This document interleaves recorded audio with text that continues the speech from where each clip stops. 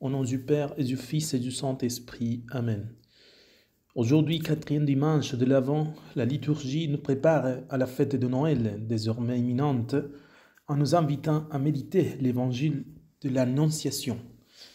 Il s'agit de la scène bien connue dans laquelle l'ange Gabriel révèle à Marie le projet divin de l'incarnation. Tu concevras dans ton sein et tu enfanteras un fils, et tu lui donneras le nom de Jésus.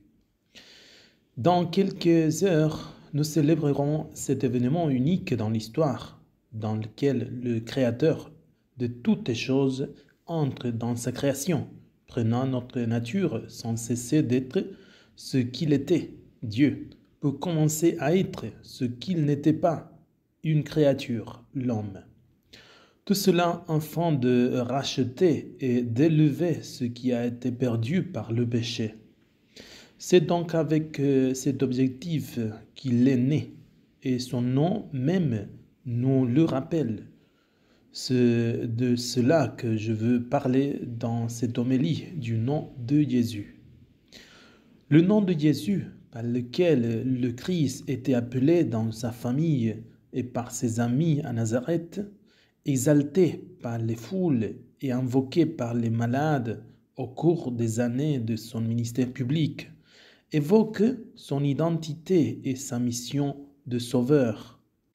En effet, Jésus signifie Dieu sauve, un nom béni qui s'est avéré être aussi un signe de contradiction et qui a fini par être écrit sur la croix dans la motivation de la condamnation à mort.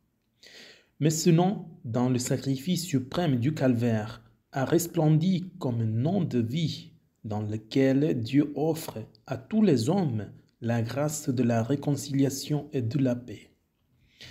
C'est dans ce nom que l'Église trouve tout son bien, qu'elle l'invoque sans cesse et qu'elle le proclame avec une ardeur toujours nouvelle. Comme le dit le catéchisme de l'Église, le nom de Jésus signifie que le nom même de Dieu est présent dans la personne de son Fils fait homme pour la rédemption universelle et définitive des péchés. Ce nom divin est le seul qui apporte le salut, car il n'y a pas sous le ciel d'autre nom donné aux hommes par lequel nous devions être sauvés. Jésus lui-même nous montre la puissance salvatrice de son nom, lorsqu'il nous donne cette certitude consolante. Tout ce que vous demanderez au Père en mon nom, il vous le donnera.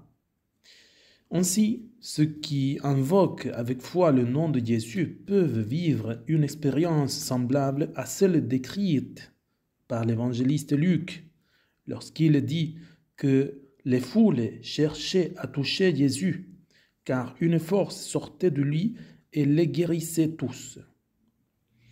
C'est pourquoi, chers frères et sœurs, dans les joies et les peines, dans les moments de calme et de tentation, apprenons à répéter avec amour le saint nom de Jésus. Pensons enfin avec quelle tendresse maternelle la très sainte Vierge Marie, que nous contemplons dans l'attente de la naissance de son Fils, a dû prononcer le nom de Jésus. Dans la prière que l'Église lui adresse avec le « Je vous salue Marie », elle est associée à la bénédiction même de son Fils. Tu es bénie entre toutes les femmes, et Jésus, le fruit de vos entrailles, est béni.